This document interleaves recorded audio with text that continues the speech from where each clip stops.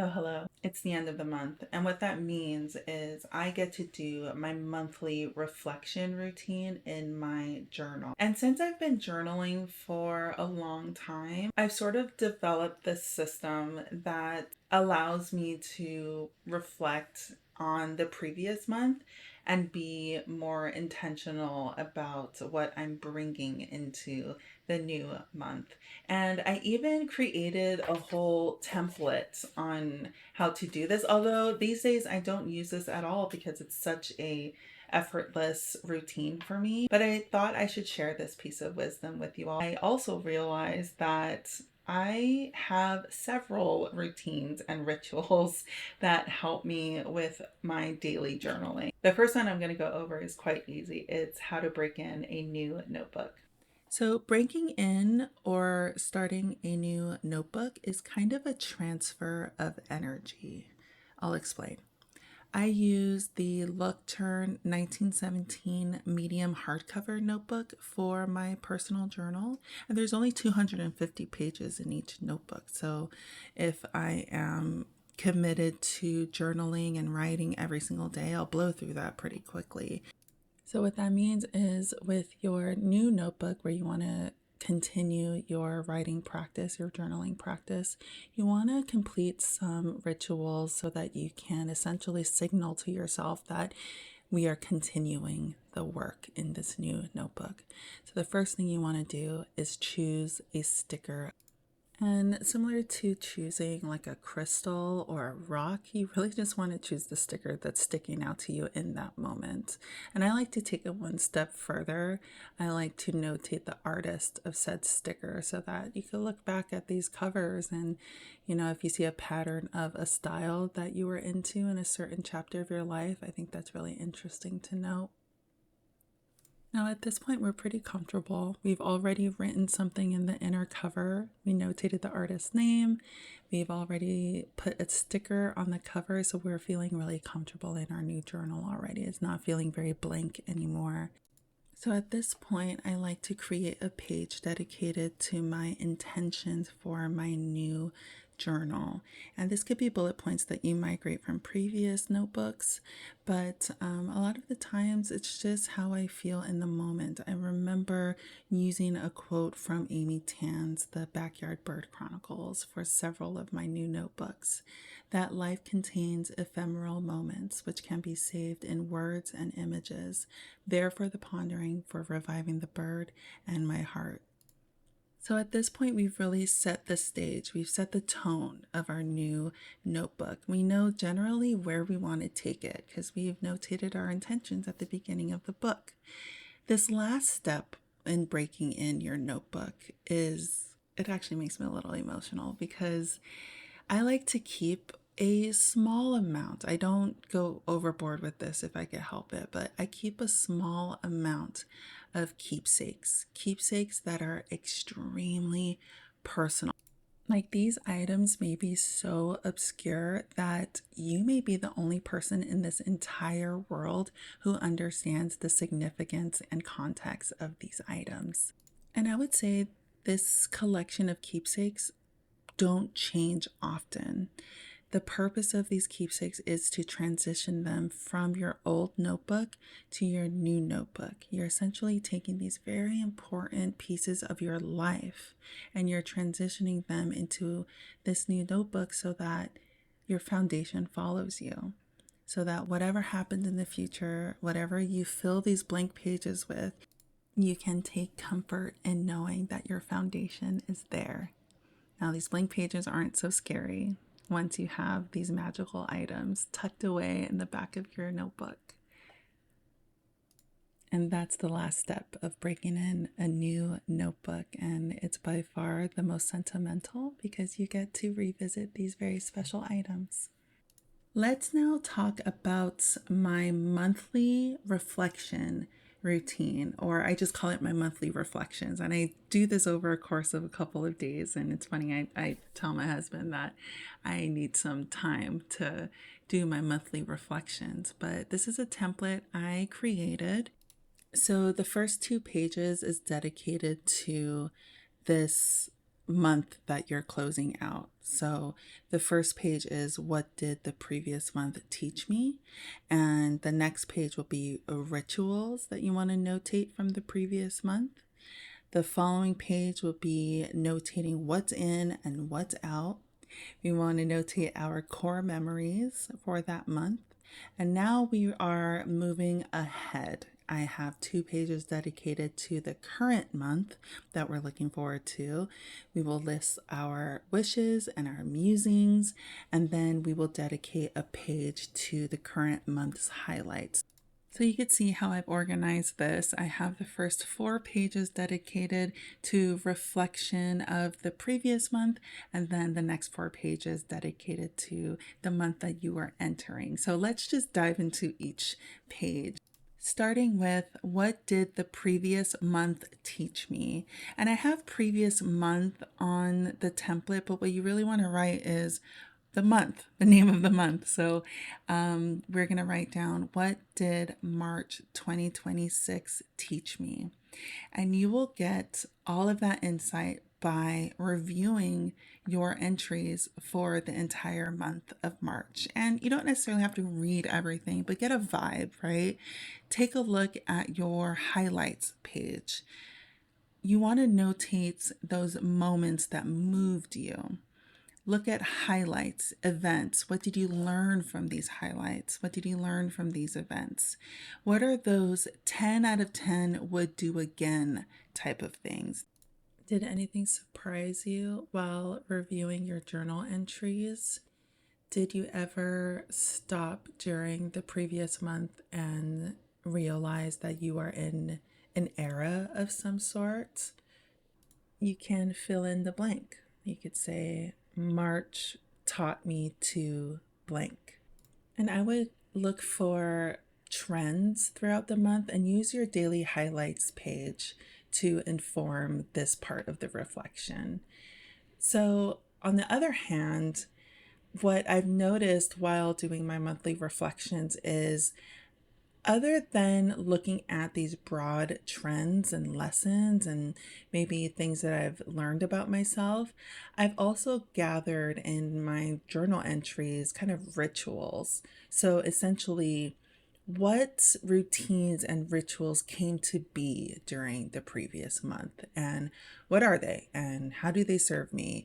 Are there any new seasonal observations that you've written down in your journal entries? So you're looking at things like, when I'm feeling restless or lazy, this is what works for me. I like to fix, repair, work on maintenance, craft, work on an art practice, see friends, and so forth. But you're looking for tangible lessons. I look at the rituals page as something that I could migrate into a life lessons from Pasami type of book. So that might be a future project. The next page for our monthly reflection is our what's in and what's out page. And this is for all of the things that brought you life this month specifically. They could be new, they could be things that you've revisited, but generally you want to notate the things that you were into this month. Like carrot oranges were big. We were eating a lot of those, so I notated that here. New metal, carnations, Susan Wheeler, like these are the things that were completely in. And the more you do this, it's kind of like a tribute to gratitude, because you'll find that the more that you're listing what's in, the smaller the portion of what's out will get. So you might surprise yourself there. The next portion is our core memories. So this is slightly more nuanced than our daily highlights, because in our daily highlights page, we want to do like a one-liner of like what stood out in your day. Core memories is just a step above that. Like, what were those major events, birthdays, moments, accomplishments? What are you listening to this month? Or what were you listening to?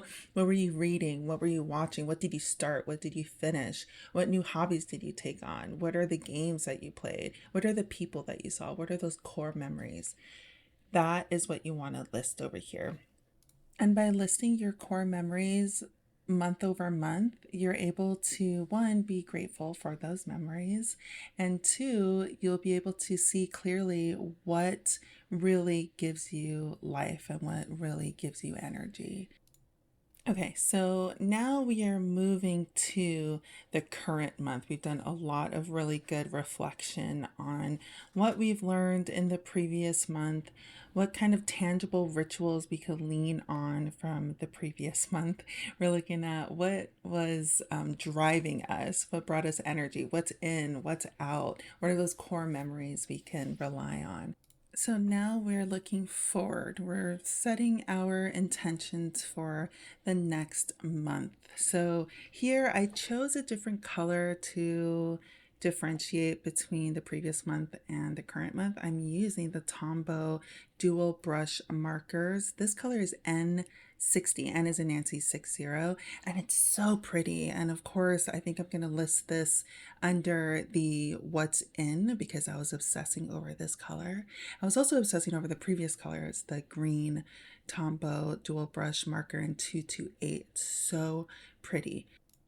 So for these pages, for wishes, you just want to notate what do you wish for this month? What are your goals and aspirations? Here is where you set your intentions for the new month. And in musings, this is really fun to me. I list everything that inspires me currently. What's the vibe? What words come to mind?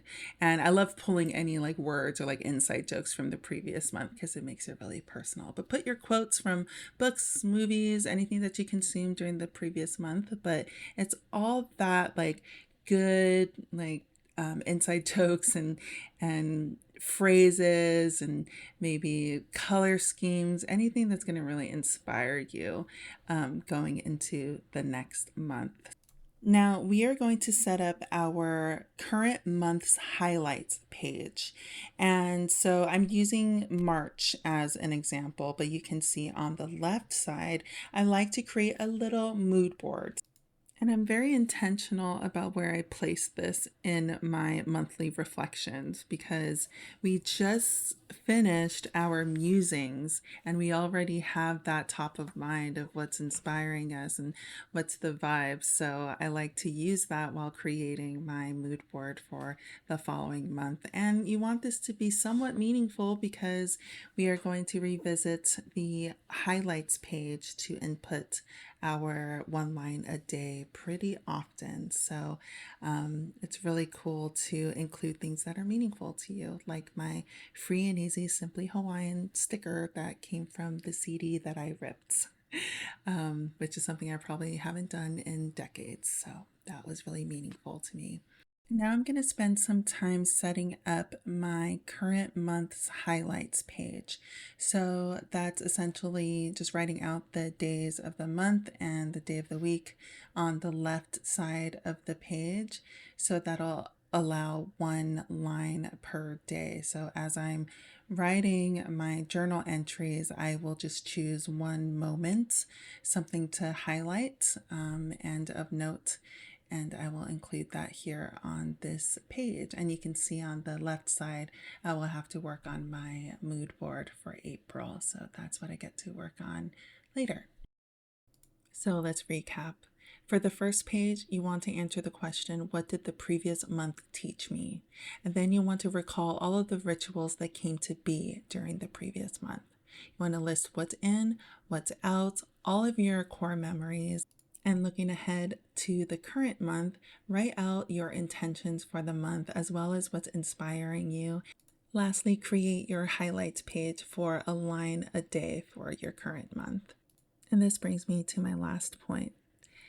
I believe that junk journaling and photo keeping and gluing down ephemera to your journals is a great way to embellish your memories. I absolutely enjoy doing it.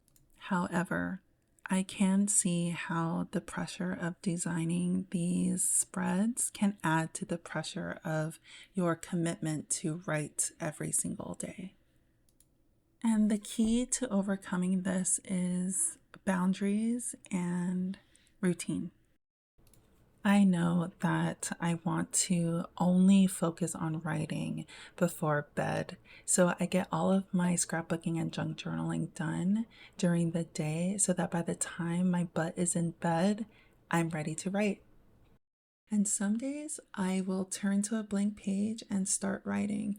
But most days, because I already spent an hour gluing down photos and ephemera, I could solely focus on writing in bed. I'm not distracted by the non writing part of journaling as a task. It's done already. I could just enjoy writing and reminiscing on the day. I think my most enjoyable entries are when my writing doesn't match the embellishments or photos in my journal.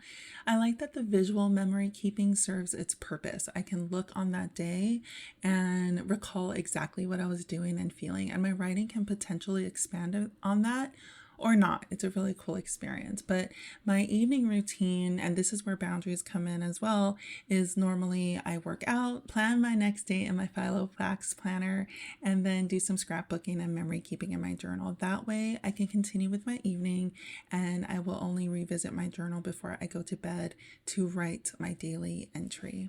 All right, that's it. Well, thank you so much for watching. I hope by the end of this video you feel a little closer to your journaling practice. The journaling community on YouTube is so good. I learned so much just from watching other people's videos, and so I thought I should contribute a little bit of my wisdom. I would love your thoughts and feedback. This is my first journaling centric video. I want to do more of these in addition to my gaming content. I feel this is more chill. So thank you for being here. I'll see you in the next one.